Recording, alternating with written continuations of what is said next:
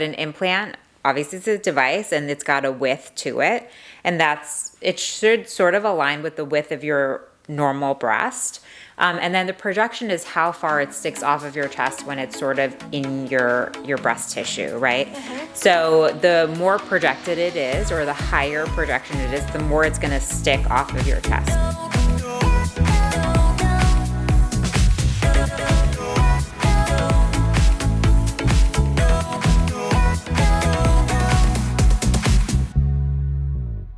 Hi everyone, and welcome to Lipstick and Lipo, your unfiltered guide to plastic surgery. My name is Dr. Ashley Amalfi, and I'm a board-certified plastic surgeon in Rochester, New York.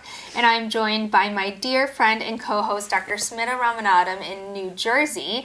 And we are continuing our breast augmentation series. We're answering a super important question today. Do you want to kick it off, Smita?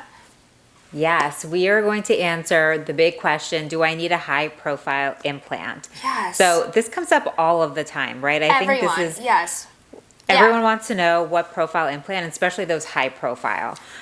So we're going to sort of break it down. We're going to talk about what it means and whether it might be a good option for you. Yeah, I mean, most of the patients I see are like, oh, my friend so-and-so has this size implant and it's high profile, and that's what I want. And I hear that over and over and over again. And I just want everyone to remember we are all so different. So what that high profile implant looks like on your friend is probably going to be totally different than what it would look like on you.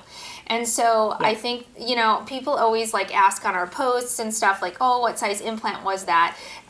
It only matters if that patient's before picture looks exactly like you. Otherwise, it's going to be a really different result, which is why there's such an art to breast augmentation, right? So do you want to talk a little bit, Smita, about projection? Because I think that is going to help people really understand if they want a high profile. Yeah. So when we talk about breast implants, right, projection are one of the dimensions that we talk about. And you've heard us talk about this on previous episodes, but an implant, obviously it's a device and it's got a width to it. And it should sort of align with the width of your normal breast.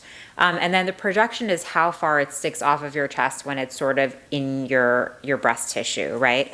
So the more projected it is, or the higher projection it is, the more it's going to stick off of your chest. So that's pretty much what it means, right? It's not very complicated. Obviously, when we get into the nuances of the different types of implants, there's different measurements and things like that we look into when we're choosing the implants for you. But that's really what it is. It's the width and the projection. And that's the two main things that we look at when we're choosing the implant for you.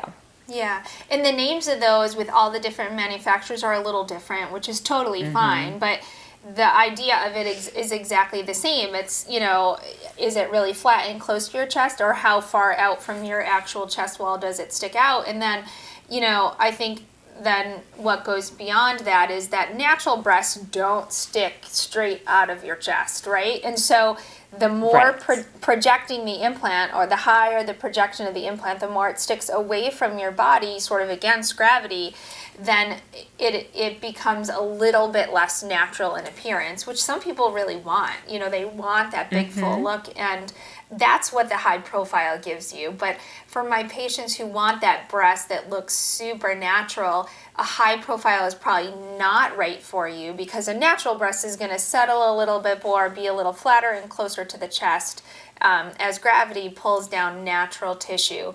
Whereas I would say a high profile is a little bit more of an augmented look in most patients. Do you agree? I agree. And I think I rarely use high profile in my practice, and I don't know if you're the same, but I feel like our patient population is the same, sort of want this natural result. But I do have to say that, like you said, and there are very specific instances where I might choose a high profile. And sometimes it's if a patient does want that natural look, but they are narrow, right? They're petite women and they want a certain size. And so in order to accommodate that size, you can't really increase the width of the implant, right? So it's got to fit in these dimensions, the size or the volume of the implant. And so you can't go so wide to accommodate that volume. So you have to sort of cheat and increase the projection so you still get that volume. But that's a great point. Of course, But what's interesting is, and I'll talk about this during the consultation and show them the different implants. But I think in some patients, especially mine, that they sort of get scared when you start mentioning high profile because, you assume, like we talk about high profile, more unnatural. And I sometimes will even just pull out the chart for Sientra or Mentor or Allergan, whatever implant I'm using, and show them the numbers because, a moderate implant or a moderate plus implant versus a high profile implant, if you're actually looking at the numbers, I mean, there's maybe a centimeter, more often less than a centimeter difference. So it's not anything that's so noticeable that you're going to wake up and be like, oh my gosh, but sometimes we need those few millimeters to fit that extra volume in.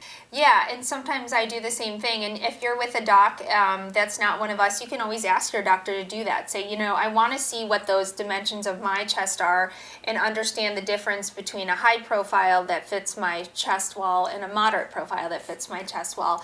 And again, those differences may be a lot smaller than you think. But the petite patient is a great patient for a high profile, like you pointed out, because we really want that implant to fit in your chest wall. And sometimes that narrow base is what we need to give patients the size that they want when we're really limited by just how teeny your chest is. And so we're going to help you understand all of that. But, I think for people out there, I think it is not a bad idea to look at before and afters on someone's website and pay attention to the implants you like. Because even though it might not look just like that in you, it does give us an idea of the kind of look that you're going for. And so the more information you come with, the better we are able to help you make that decision. So if you're looking at a bunch of pictures and you seem to always like the high profiles, that's useful. And we want you to tell us that because it's going to help us just better achieve what it is that you're looking for, right? You call those wish pictures, don't you? That's what we call them too. Yeah, wish pictures. I think I stole that from you, actually. Yeah, it's great. I don't think I made it up. I'm sure I got it somewhere else. Yeah, but yeah, it's really helpful. True, right? It's helpful. It makes sure that we're both on the same page, right? Yeah. I mean, I think for the most part, everyone thinks, okay, natural. We sort of think we are talking about the same thing, but what may be natural to me sometimes is not always sort of natural to somebody else. And so we just want to make sure that we are on the same page as you so that we can pick the right implant and deliver the results that you want. So there are nuances, this is why in the office we're measuring you, we're double measuring you, we're looking at the implants, we're making sure that the implant dimensions fit. But then we have a little bit of wiggle room in choosing that specific implant to give you the result that you want, whether it's natural, unnatural, for whatever it is, we have flexibility in delivering that. Yeah, so if you think you're interested in a high profile implant, that's awesome and exciting, and we are so excited to talk to you about it. So we hope you kind of understand a little bit more what that high profile really means and helps you understand, if that's exactly the look that you're going for. But we encourage you to see a board certified plastic surgeon for your breast augmentation procedure and then to follow us along because we're going to have lots more information for you guys about breast augmentation on lipstick and lipo. So follow along on YouTube and Spotify. Make sure you subscribe so you see all the latest episodes, and we will see you guys next week. See you, Smita. I'll see you guys soon. Bye.